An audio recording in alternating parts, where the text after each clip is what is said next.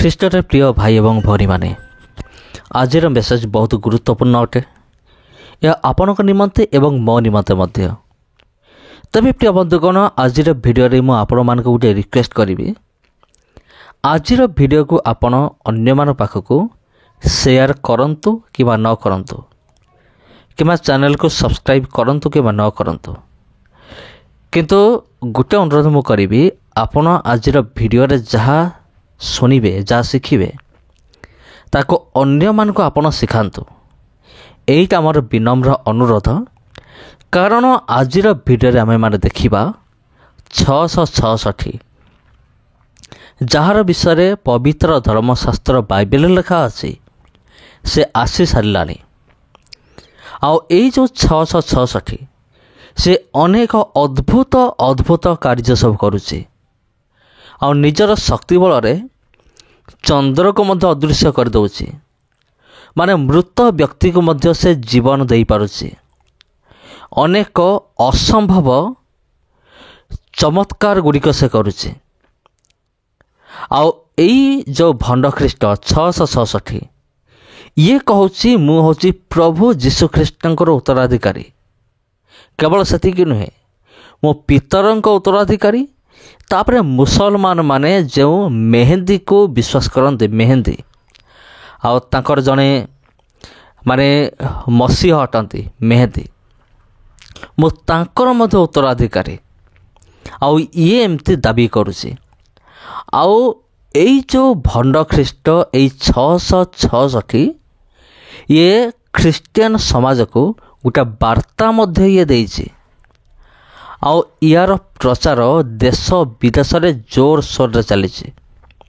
ତେବେ ଖ୍ରୀଷ୍ଟରେ ପ୍ରିୟ ଭାଇ ଭଉଣୀମାନେ, ଆଜି ଆମେ ଏଇ ବ୍ୟକ୍ତିଙ୍କ ବିଷୟରେ ଆମେମାନେ ଜାଣିବା। I am Abdullah, the successor of Imam al-Mahdi alayhi salam, the successor of the Comforter Ahmed, the successor of Simon Peter, the successor of Muhammad, the successor of Jesus Christ.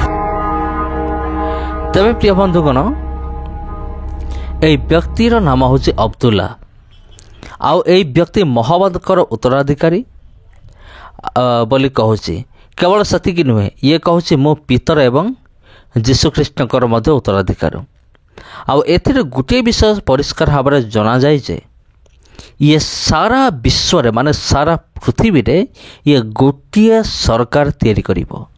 ଏକ ସରକାର ଆଉ ଗୋଟିଏ ଧର୍ମ ଇଏ ତିଆରି କରିବ। ଆଉ ଯାହାର ନାମ ହେଉଛି ଇଂରାଜୀରେ ୱାନ୍ ୱାର୍ଲଡ ରିଲିଜନ୍। ଆଉ ଇଏ ନିଜକୁ ଭଣ୍ଡ ଖ୍ରୀଷ୍ଟ ବୋଲି ଘୋଷଣା କରୁଛି। ଆଉ ମୁସଲମାନମାନଙ୍କର ଯେଉଁ ମସିହ ହେବ, ସିଏ ବାଇବେଲର ଆଣ୍ଟିଖ୍ରାଇଷ୍ଟ ଅଟେ, ଯିଏକି 666। ଆଉ ସେଇ ବ୍ୟକ୍ତି ଇଏ ଅଟେ। I am the true and legitimate Pope. I am the proof upon the Christians. I am the son of the Muslims through my father, and the son of the Christians and the Jews through my mother. ଆଉ ଇଏ କହୁଛି ମୁଁ ଏକ ସତ୍ୟ ଏବଂ ଅସଲି pope ଅଟେ। ଆଉ ମୁଁ ଖ୍ରୀଷ୍ଟିଆନମାନଙ୍କର ଏକ ପ୍ରମାଣ ଅଟେ। ଆଉ ମୁଁ ମୁସଲମାନମାନଙ୍କର ପୁତ୍ର, ଏପରିକି ଜିହୁଦୀ ଏବଂ ଖ୍ରୀଷ୍ଟିଆନମାନଙ୍କର ମଧ୍ୟ ପୁତ୍ର ଅଟେ। I am the son of the east through my father, and the son of the west through my mother. ଆଉ ଏଠାରେ ସେ କହୁଛି ମୁଁ ପୂର୍ବ ଦିଗରୁ ପିତାଙ୍କ ତରଫରୁ ପୁତ୍ର ଅଟେ, ଆଉ ପଶ୍ଚିମ ଦିଗରୁ ମାତାଙ୍କ ତରଫରୁ ମଧ୍ୟ ପୁତ୍ର ଅଟେ। I am like Zulkarnain, who with one horn in the east and one in the west, and I am the inheritor of all that lies between. ଆଉ ଏଠାରେ ସେ କହୁଛି ମୁଁ ସମସ୍ତଙ୍କର ଉତ୍ତରାଧିକାରୀ ଅଟେ, ଯାହା ପୃଥିବୀରେ ଅଛି। I am more knowledgeable than any false pope, and I am appointed by name and the will of the prophet. ଆଉ ଏଠି ସେ କହୁଛି ମୁଁ ଯେକୌଣସି ମିଥ୍ୟା ପୋପଙ୍କ ଠାରୁ ଅଧିକ ଜ୍ଞାନୀ ଅଟେ, ଆଉ ଭବିଷ୍ୟତ ବକ୍ତାମାନଙ୍କ ଦ୍ୱାରା ନିଯୁକ୍ତ ଅଟେ। ଆରେ ବାପରେ! My name is also on the tongue of Isaiah, who prophesied of the righteous servant, and he said, he will see his offspring and prolong his days, and the will of the Lord will prosper in his hand. ଆଉ ଏଠି ସେ କହୁଛି ମୋ ନାମ ଜିସାୟ ଭବିଷ୍ୟତ ବକ୍ତାଙ୍କର ଜିହ୍ୱାରେ ଥିଲା। ଯେଉଁଟାକି ଜିସାୟ 53 ପର୍ବର 10 ପଦରେ ଲେଖା ଅଛି। ଆଉ ଏଠି ଯୀଶୁଙ୍କ ବିଷୟରେ ଲେଖା ଅଛି, କିନ୍ତୁ ଇଏ କହୁଛି ଯେ ଏଇଟା ମୋ ବିଷୟରେ ଲେଖା ଅଛି। ଆଉ ଏଇ ଯେଉଁ ପଦ ପର୍ବ ଜିସାୟ 53:10 ଏଇଟା ମୋ ବିଷୟରେ ବର୍ଣ୍ଣନା କରୁଛି। I am Abdullah, the first name mentioned of the Mahdis, and I have come forth as the successor of Imam al-Mahdi alayhi salam. ଆଉ ଇଏ କହୁଛି ମୋ ନାଁ ହେଉଛି ଅବଦୁଲ୍ଲା, ଯାହା ମେହେଦୀଙ୍କ ଦ୍ୱାରା ପୂର୍ବରୁ କୁହାଯାଇଥିଲା। ଆଉ ମେହେଦୀ ହେଉଛି ମୁସଲମାନମାନଙ୍କର ମସିହ, ଯାହା ତା କୋରାନରେ ମଧ୍ୟ ଲେଖା ଅଛି ମୁଁ ଇମାମ ମେହେଦୀଙ୍କର ଉତ୍ତରାଧିକାରୀ ଅଟେ। ଇଏ ନିଜକୁ ନିଜେ ଗୋଟିଏ ପକ୍ଷରେ ଭଣ୍ଡ ଖ୍ରୀଷ୍ଟ ବା ଆଣ୍ଟି ଖ୍ରାଇଷ୍ଟ ବୋଲି ଇଏ କହୁଛି। Yamani Imam Ahmad al-Hasan alayhi salam. No one in 1400 years has claimed to be Abdullah in the will but me. ଏଇ 1400 ବର୍ଷ ମଧ୍ୟରେ କେହି ମଧ୍ୟ ନିଜକୁ ମହମ୍ମଦ କିମ୍ବା ଇମାମୀ ମେହେଦୀ ବୋଲି ଦାବି କରିନାହାନ୍ତି, କିନ୍ତୁ ମୁଁ କରୁଅଛି। On this very day, the 23rd of January 2015, a momentous prophecy was fulfilled. The Prophet Muhammad sallallahu alaihi wasallam said, Hijaz will be ruled by a man whose name is the name of an animal. ଆଉ profit ମହମ୍ମଦଙ୍କର ଭବିଷ୍ୟତବାଣୀ ସମ୍ପୂର୍ଣ୍ଣ ହୋଇଅଛି। ଆଉ ସେଇ ଭବିଷ୍ୟତବାଣୀ କ'ଣ? ଜଣେ ବ୍ୟକ୍ତି ରାଜ୍ୟ କରିବ, ଆଉ ସେଇ ବ୍ୟକ୍ତିର ନାମ ଏକ ପଶୁକୁ ଆଧାର କରି ହେବ, ଆଉ ଯାହାକି 666 ଅଟେ। ବାଇବଲ ଅନୁସାରେ ମାର୍କ ଅଫ୍ ଦ ବିଷ୍ଟ ମାନେ ପଶୁର ଚିହ୍ନ 666 ହେବ। If you see him from far, you would think he's cross-eyed. And if you come close to him, you do not see anything wrong in his eyes. He will be succeeded by a brother of his.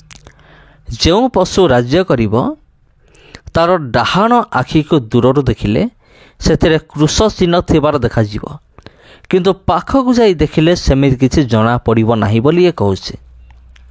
ଆଉ ସେ ଆପଣା ମୁସଲମାନ ଭାଇମାନଙ୍କର ଉତ୍ତରାଧିକାରୀ ହେବ ବା leader ହେବ। Named Abdullah. ଆଉ ସେଇ ପଶୁର ନାମ ଅବଦୁଲ୍ଲା ହେବ। ଦେଖନ୍ତୁ ସେ ଏଠାରେ ନିଜ ନାମ କହୁଛି, ମାନେ ଇଏ ନିଜକୁ ଭଣ୍ଡ ଖ୍ରୀଷ୍ଟ ବୋଲି ଦାବି କରୁଛି। ଦେଖନ୍ତୁ, ଆଉ ଖ୍ରୀଷ୍ଟିଆନମାନଙ୍କର ଯେଉଁ ବାଇବେଲ ଲେଖା ହେଉଛି ଭଣ୍ଡ ଖ୍ରୀଷ୍ଟ, ଆଉ ମୁସଲମାନମାନଙ୍କର ଇମାମ ମେହେଦୀ ଇଏ ଦାବି କରୁଛି। Woe to our Shia from him, and he repeated that 3 times. Give me glad tidings of his death, and I will give you glad tidings of the appearance of the Hujjah. ତାପରେ ଏଇ ବ୍ୟକ୍ତି କୋରାନର ଏକ ଅଂଶକୁ ପାଠ କରୁଛି ଆଉ କହୁଛି ତୁମେ ମୋତେ ମୃତ୍ୟୁର ଦାନ ଦିଅ ଆଉ ମୁଁ ତୁମକୁ ଏକ ଜାଗା ଦେବି, ଆଉ ତାର ନାଁ ମଧ୍ୟ କହୁଛି ଇଏ। Now, the second part of the prophecy was fulfilled when I, Abdullah Hashim, at the command of Imam Ahmad al-Hasan alayhi salam, ଆଉ ଏଇ ବ୍ୟକ୍ତି ପରିଷ୍କାର ଭାବରେ ଏଠାରେ ଘୋଷଣା କରୁଅଛି ଯେ ମୁଁ ମୁସଲମାନମାନଙ୍କର ମସିହ ଅଟେ, ଯାହାଙ୍କ ନାମ ଇମାମ ମେହେଦୀ।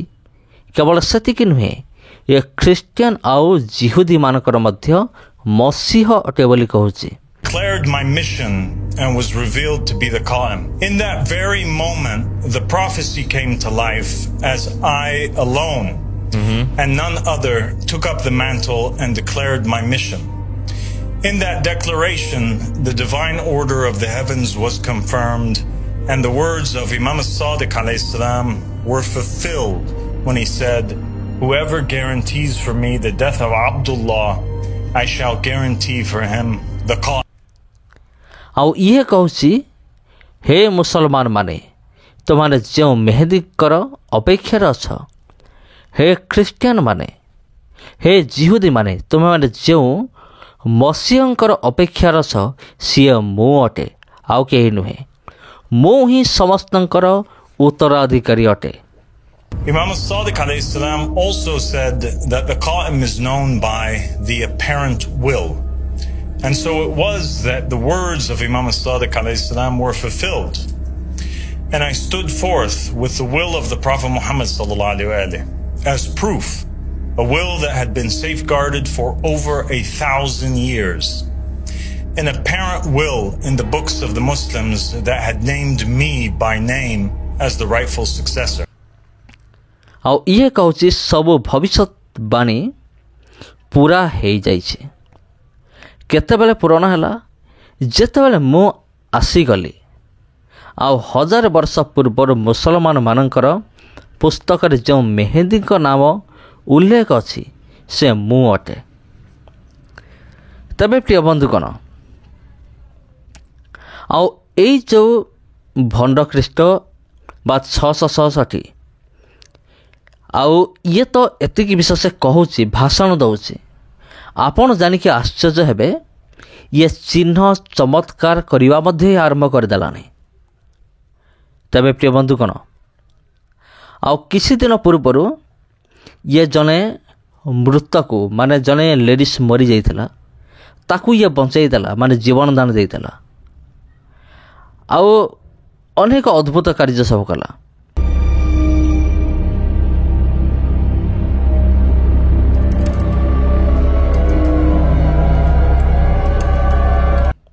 ତେବେ ପ୍ରିୟ ବନ୍ଧୁଗଣ, ଚାଲନ୍ତୁ ଆମମାନେ ଦେଖିବା। ତେବେ ଦେଖନ୍ତୁ, ଲଣ୍ଡନରେ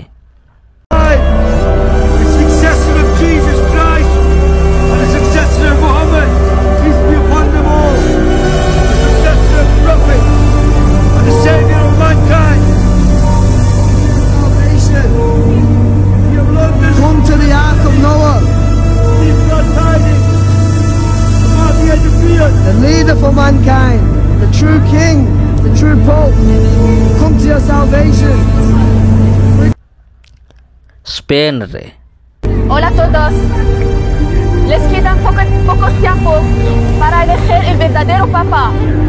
You have only few days left to choose the true pape. Vous avez que quelques jours pour choisir le vrai pape. Hola a todos. Les quedan pocos días para elegir el verdadero papa. Vous avez que quelques jours pour choisir le vrai pape. You have only few days left to choose the true pape. لبيك يا سيدي أبا الصادق، لبيك يا سيدي أبا الصادق. ଚୀନରେ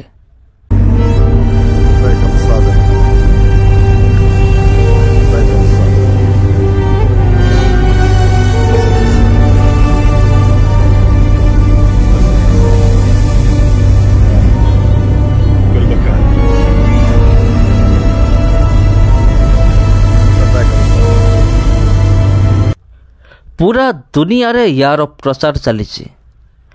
ଆଉ ଚମତ୍କାର list ମଧ୍ୟ ବହୁତ ଲମ୍ବା ଅଟେ ୟାର।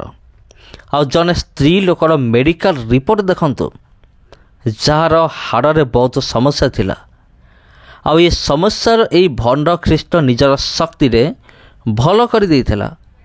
ଆଉ ଜଣେ ମରିଯାଇଥିଲା, ଯେପରିକି ମୁଁ ଟିକେ ପୂର୍ବରୁ କହିଲି, ମାନେ ଜଣେ ମରିଯାଇଥିଲା, ମୃତ୍ୟୁବରଣ କରିଥିଲା, ତାକୁ ମଧ୍ୟ ଇଏ ବଞ୍ଚେଇ ଦେଲା। ଟିକେ ଦେଖନ୍ତୁ, ଆଉ ଇଏ ଚନ୍ଦ୍ରକୁ ମଧ୍ୟ ଅଦୃଶ୍ୟ କରିଦେଇଥିଲା। Qui est une polyarthrite rhumatoïde, donc c'est une maladie auto-immune chronique qui s'attaque en fait aux articulations du corps humain et donc qui provoque en fait ਉਸ ਤੋਂ ਬਾਅਦ ਮੈਨੂੰ ਨਹੀਂ ਪਤਾ ਚੱਲਿਆ ਵੀ ਮੈਂ ਕਿਸ ਤਰ੍ਹਾਂ ਲੇਟ ਗਈ ਹਾਂ। She was rushed to hospital and the doctors there, they informed me and the family she's only got 5% survival rate.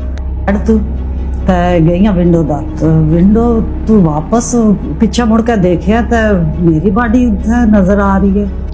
ਫਿਰ ਮੈਂ ਦੇਖਣ ਲੱਗ ਪਈ ਆਊਟਸਾਈਡ ਵੀ ਸਕਾਈ ਬਲੂ ਹੈ, ਅਰਸ਼ ਹੈ ਨਜ਼ਰ ਆ ਰਹੀ ਹੈ। ਅਜੇ ਆਵਾਜ਼ਾਂ ਵੀ ਆ ਗਈਆਂ, ਬੰਦਿਆਂ ਦੀਆਂ ਆਵਾਜ਼ਾਂ ਇਹ ਸਨ ਵੀ ਹਸਤੀਆਂ ਆ ਰਹੀਆਂ।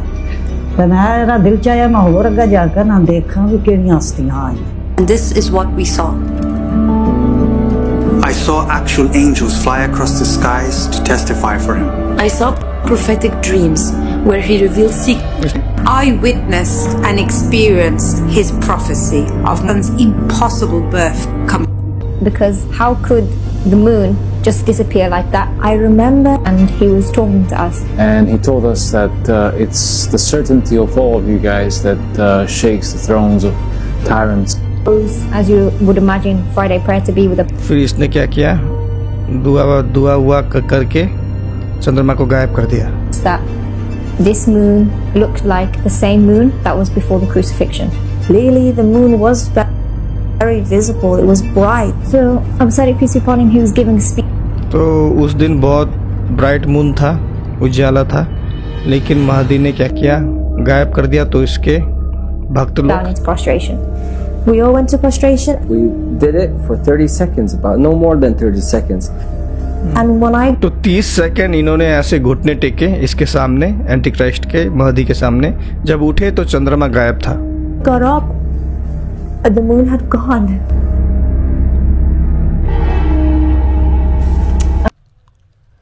ଆଉ ଇଏ ଖ୍ରୀଷ୍ଟୀୟ ସମାଜକୁ ଏକ ସନ୍ଦେଶ ଦେଇଛି. ତା କ'ଣ ଦେଖନ୍ତୁ.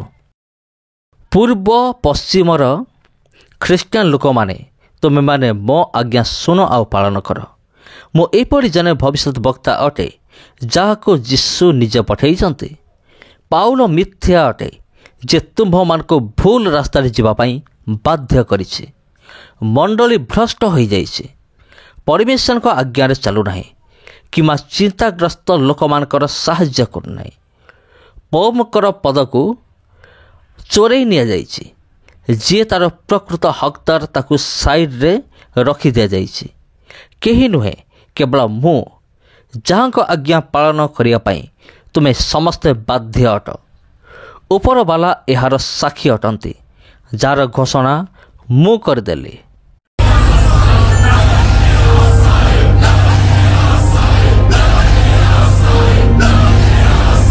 ଦେଖନ୍ତୁ ପ୍ରିୟ ବନ୍ଧୁଗଣ, ଇଏ କିପରି ନିଜକୁ ମେହେଦି, ପିତର ଓ ଯୀଶୁଙ୍କର ଉତ୍ତରାଧିକାରୀ ବୋଲି ଘୋଷଣା କରୁଛି.